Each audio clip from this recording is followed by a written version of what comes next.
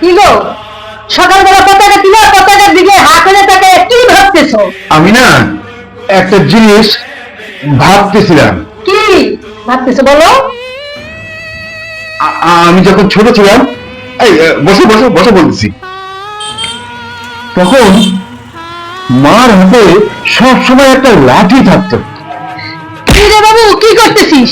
আজকে যদি পড়া মুখস্থ না হয় না, তাহলে এই যে দেখিস। তারপর যখন একটু বড় হলাম, এই যে নবাব দাদা, খেলার ঘুম ছাড়া আর তো কোনো কাম নাই। এখন একটা কাজের চেষ্টা করতে হবে না? বৈশা বৈশা আর কতদিন খাবি? এরপর একটা চাকরি হলো, বিয়েও করলাম।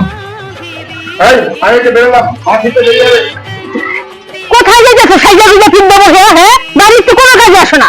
তাড়াতাড়ি বাইরে আসবা, নাইলে না আজকে কপালে দুঃখ আছে। খালি টোটো করে ঘুরে বেড়ানো। এইগুলোই ভাবতেছিলাম। এতদিন হলো দেশ স্বাধীন হয়েছে, কিন্তু পুরুষেরা কোনো দিন স্বাধীন হয় না।